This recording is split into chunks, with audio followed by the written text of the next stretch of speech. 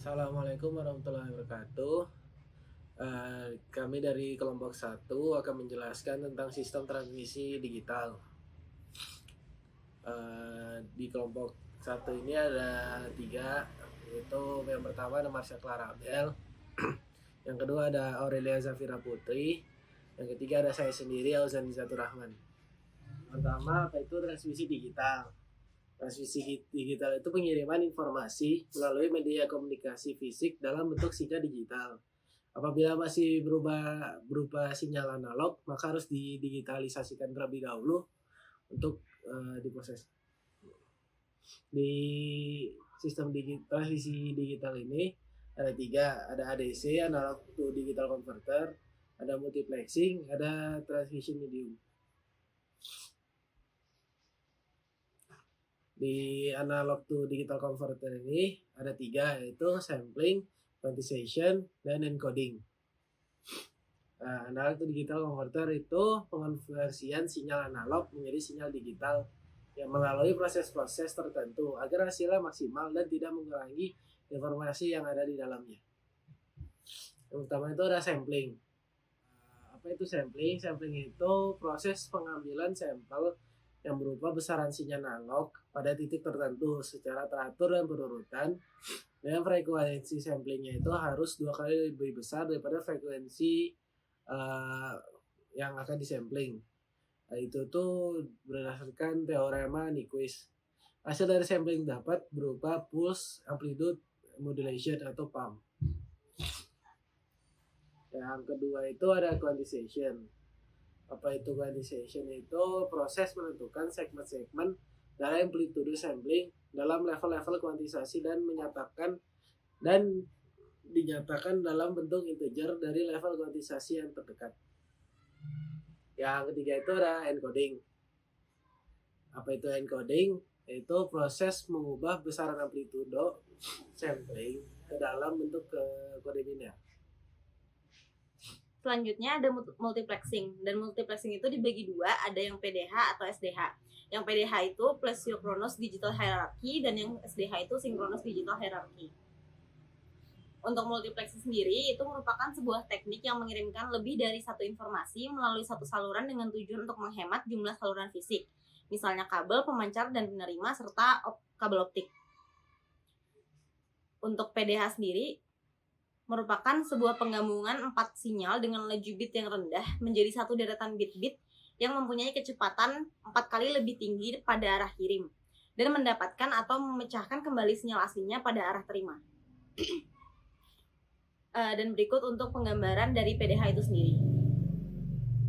Selanjutnya untuk SDH merupakan suatu sistem hierarki yang beroperasi terutama pada kanal transmisi fiber optik dan dirancang untuk hubungan data digital berkecepatan tinggi dan menggunakan sistem sinkronus antara komponen-komponen dalam jaringan. Dan berikut merupakan penggambaran dari SDH-nya. Selanjutnya, saya akan menjelaskan transmission medium yang terbagi atas 3. Yang pertama itu fiber optik, yang kedua radio atau microwave, dan yang ketiga satelit. Untuk yang pertama itu penjelasan dulu. Transmission medium itu adalah saluran yang saluran komunikasi yang membawa informasi dari pengirim ke penerima. Adapun data yang ditransmisikan yaitu data yang melalui sinyal elektromagnetik. Karakteristik dan kualitas transmisi data ditentukan oleh karakteristik dari medium dan sinyal itu sendiri.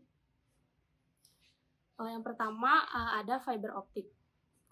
Di sini ada prinsipnya, yaitu menggunakan prinsip dari refleksi internal total seperti pada gambar, yaitu untuk menangkap cahaya yang ditransmisikan dalam serat optik dan membatasi cahaya ke inti serat. Kabel fiber optik berguna sebagai pemandu cahaya yang dimasukkan di salah satu ujung kabel ke ujung lainnya.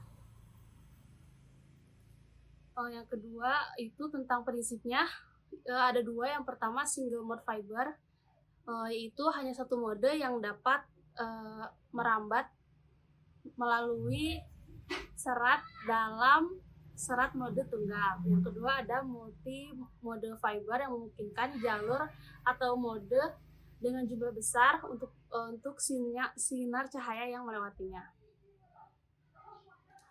Untuk strukturnya itu sendiri, dia terdiri dari core atau inti pembawa cahaya yang berada di tengah, kemudian dikelilingi oleh kelongsong atau cladding yang berfungsi untuk menjebak cahaya dari core di core.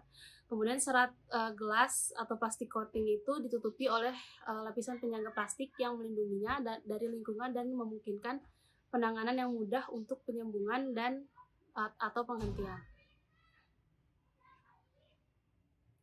Untuk strukturnya itu ada 3. Yang pertama core, yaitu yang di bagian inti, dia penyusun pertama atau utama dari serat optik.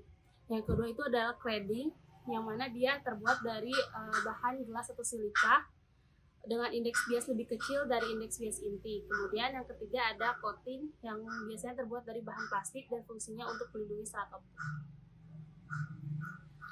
Untuk karakteristiknya itu ada 2. Yang pertama, redaman pada serat optik single mode disebabkan oleh fenomena absorpsi atau penyerapan, hamburan, dan aspek geometris dari serat optik akibat micro bending dan macro bending. Yang kedua itu ada dispersi, yang pada serat optik menyebabkan pulsa optik yang ditransmisikan sepanjang serat optik menjadi lebar karena mengalami penurunan. Berikut adalah contoh dari konektor-konektor fiber optik. Untuk penggunaannya, yang pertama, untuk penggunaan dari fiber optik ini seperti pada sistem kabel laut, seperti pada gambar. Berikut video cara kerja fiber optik. Bagaimana serat optik mengirimkan informasi seperti panggilan telepon atau sinyal internet? Informasi apapun dapat direpresentasikan dalam bentuk 0 dan 1. Bayangkan, Anda ingin mengirim pesan teks halo melalui ponsel Anda. Pertama, kata ini akan dikonversi menjadi kode biner setara N sebagai urutan 0 dan 1. Setelah konversi, ponsel Anda akan mentransmisikan 0 dan 1 ini dalam bentuk gelombang elektromagnetik. 1 ditransmisikan sebagai gelombang frekuensi tinggi dan 0 sebagai gelombang frekuensi rendah. Menara sel lokal menerima gelombang elektromagnetik ini. Di menara akan dihasilkan gelombang cahaya jika gelombang elektromagnetiknya berfrekuensi tinggi. Sekarang, gelombang cahaya ini dapat dengan mudah ditransmisikan melalui kabel serat optik. Gelombang cahaya yang membawa informasi harus melalui jaringan kabel yang rumit untuk mencapai tujuannya. Untuk tujuan ini, seluruh dunia ditutupi dengan kabel serat optik. Kabel ini diletakkan di bawah tanah dan di bawah laut. Terutama penyedia layanan seluler yang memelihara kabel di bawah tanah ini. AT&T, Orange, dan Verizon adalah beberapa pemain global yang memiliki dan memelihara jaringan kabel bawah laut. Tampilan potongan melintang kabel bawah laut diperlihatkan di sini. Anda dapat melihat bahwa hanya sebagian kecil kabel yang digunakan untuk melindungi serat optik. Bagian kabel yang tersisa adalah struktur mekanis untuk perlindungan dan kekuatan. Sekarang, pertanyaannya adalah, dari mana penguat mendapatkan dayanya di bawah lautan yang dalam ini? Nah, untuk tujuan tersebut, selubung tembaga tipis digunakan di dalam kabel yang membawa daya listrik di sepanjang kabel sehingga dapat memberikan daya pada penguat. Seluruh pembahasan ini mengacu pada bahwa jika kabel serat optik tidak mencapai bagian dunia tertentu, maka bagian dunia tersebut akan terisolasi dari internet atau komunikasi seluler. Yang kedua itu adalah radio atau microwave, yang mana dia transmisi yang saling berhadapan, yaitu antara pengirim dan penerima. Antenanya harus disejajarkan dengan benar satu sama lain. Kemudian jarak yang dicakup oleh sinyal berbanding lurus dengan ketinggian antena. Adapun rentang frekuensi itu 1 GHz sampai 300 GHz. Berikut merupakan video mengenai gelombang radio yang berdasarkan sistem komunikasi. In the modern era, radio waves control everything. From the tunes in your car driving down the road to the police radio in the car that's pulling you over for not signaling your turn. These waves are undetectable and invisible to human senses, but they make up the foundation of modern connected technology. While the root of modern connected technologies may be radio waves, the underlying tech that makes radio waves possible is a rather simple concept to understand. Any person can make a simple radio in their home for a few bucks, which is part of the reason this foundational communication tech dates back to 1895. As a demonstrable introduction to understanding what radio is, we'll engage in a simple explanation of how you might make one. All you need is a battery, a coin, and an AM radio. Tune the radio to a static channel and start tapping that coin on the two terminals of the battery. You'll start hearing that tapping through the AM radio. By doing this, you'll have made a crude radio transmitter, capable of communicating in Morse code or random taps, over just a few inches though. What you're doing in this process is exciting electrons on the transmitter side, the battery and the coin, which then is received as a signal on the receiving side, the AM radio, and turned back into an audio output. What you're doing is completing a circuit between the battery terminals, which creates an electromagnetic force, which can be detected by the receiver in the AM radio. In order to understand radios in more detail than what we've just discussed, we need to take a little trip through history. Back in the early days of radio technology, in the whereabouts of the early 1900s, radio transmitters were referred to as spark coils. This was due to the fact that they create large high-voltage sparks, upwards of 20 kilovolts, to send out a signal. The issue was, the message was sent out on all frequencies in the radio spectrum, meaning that there was essentially only one localized channel. This was fine and dandy back in the days where no one was really using radio, but nowadays, do something like this and you'll get fined or sent to prison. These early spark coils were essentially doing the same thing as the coin and battery experiment, except at a much larger scale, meaning that they had a lot higher range. Riding the magic school bus back to the modern era, and today's radios use sine waves to transmit all sorts of information, from audio to video to raw data. By utilizing sine waves for transmission, radios and devices can distinguish different channels based on frequency, or the number of cycles in the sine wave per second. This allows tens to hundreds to thousands of channels on modern radios, all in the same space without too much interference. Every single radio has two parts, a transmitter and a receiver. The transmitter is responsible for taking a string of data and encoding it to a sine wave. After that encoding happens, it can also be amplified and sent out across the air. The receiver, rather expectedly, receives the radio waves and decodes the message encoded into the sine wave. Each side of the system uses antennas to radiate and or receive the signal. Relating radios back to your life a little bit, chances are you're watching this video as a result of a transmission of radio waves. Cell phones use radios in their most basic form. They contain both transmitters and receivers and can run both at the same time. In general, phones use frequency modulation, or FM, in a frequency range of 800 megahertz in any one of 1600 individual frequencies. Yang ketiga itu yang terakhir ada satelit. Untuk satelit ini terbagi atas tiga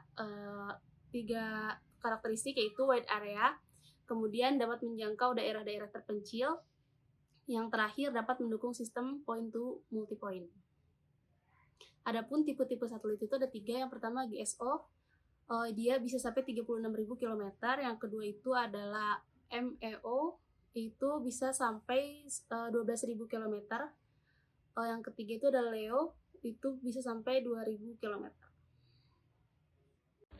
Berikut merupakan video mengenai tipe-tipe satelit dan penjelasannya. Satelit ditempatkan di orbit bumi rendah, orbit bumi menengah, atau orbit geosinkron. Tiga orbit ini diilustrasikan di sini. Kami akan menjelaskan lebih rinci nanti. Ada wilayah menarik di luar angkasa yang disebut sabuk radiasi Van Allen, yaitu wilayah yang penuh dengan partikel bermuatan tinggi yang dapat merusak parah bagian elektronik satelit. Pada umumnya, lebih baik tidak memasang satelit di sabuk radiasi Van Allen. Keputusan orbit mana yang akan dipilih untuk penempatan satelit tergantung pada pengaplikasian dan tujuan satelit. Jika satelit dibuat untuk pengamatan bumi, peramalan cuaca, survei wilayah geografis, panggilan telepon satelit, dan lain-lain, maka dipilih orbit yang lebih dekat ke bumi. Leo adalah yang paling dekat dengan bumi dengan ketinggian antara 160 dan 2000 km dan periode orbitnya sekitar 1,5 jam. Tetapi jenis satelit ini mencakup wilayah bumi yang lebih sedikit. Akan banyak satelit yang diperlukan untuk mendapatkan jangkauan global. Karena itu, dipilih orbit tinggi dalam hal penyiaran seperti GEO.